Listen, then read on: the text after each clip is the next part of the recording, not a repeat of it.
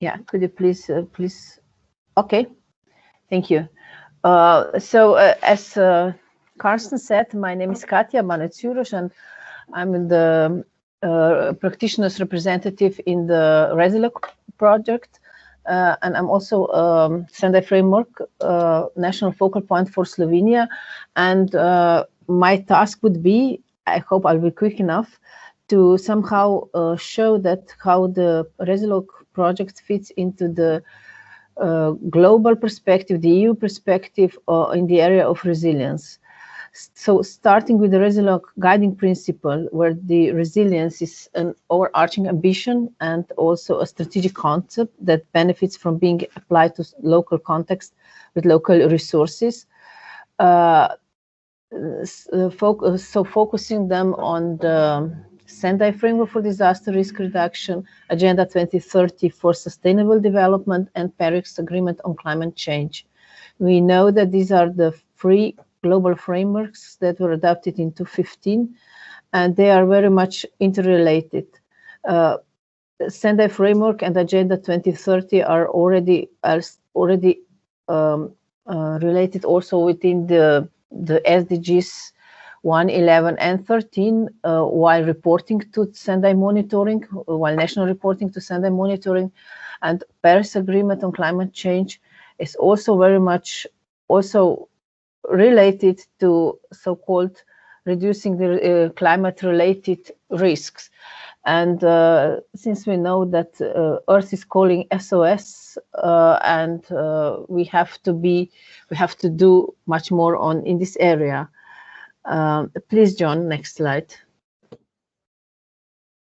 So coming down to the EU perspective, we know that recently in May 2021, there has been a revised Union Civil Protection Mechanism that introduced also Union disaster resilience goals.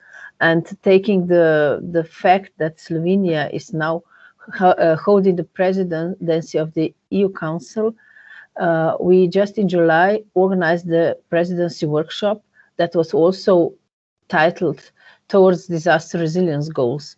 And here you can see that everything is connected, everything is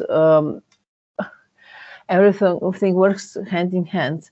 And while preparing for this workshop and for the potential outcomes, we also studied other EU documents, especially those on the climate change protection area, focusing on European Green Deal and EU strategy on adaptation to climate change. And the very interesting, let's say, sentence that I just took from the strategy is that the local level is the bedrock of the adaptation, and so that EUs must support to help increase local resilience.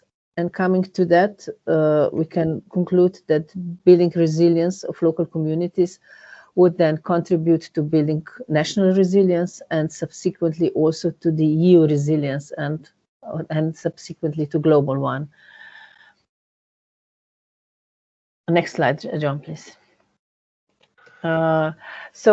Just a couple of words, since we're running out of time, from the Slovenian perspective.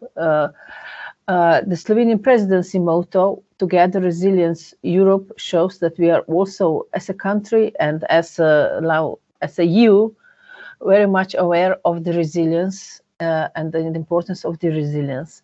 Here on the slide, I just took the most important drafts of the workshop outcomes that also reflect the RESILOC perspective. And I will read just the last one, which reflects the local EU global perspective, so that there is a need for a common understanding of the scope of the risks, disasters, and their dimensions. Next slide, please. So coming down to the role of local communities within RESILOC, we studied the two big main global campaigns, Making Cities Resilience, that was launched last year by UNDRR, and 100 Resilient Cities Initiative by Rockefeller Foundation. And there's also the main outcome that local communities are the main carriers of resilience building in the society.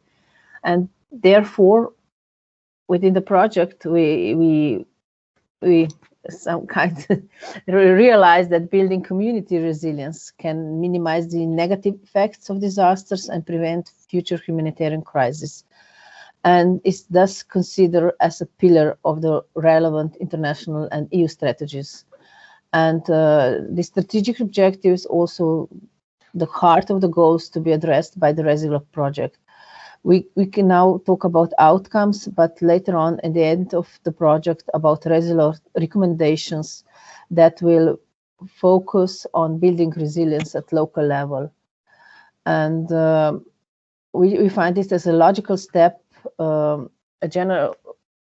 next logical step, since there is no EU level approach available at this stage. Next slide, please. And last but not least, coming back to global post-15 commitments and also to OECD perspective of risks. So we know also risk is very much also economic issue, where it's emphasized that integrated and effective approaches are needed to strengthen people and system resilience to ensure that we meet our post-2015 commitments, was said by OECD. And so tools and engagement process are required to do this and somehow to make it real, a method that is strong and comprehensive enough to address the local context and, of course, to minimize the local gaps within the common idea from moving from risk to resilience thinking should be put in place.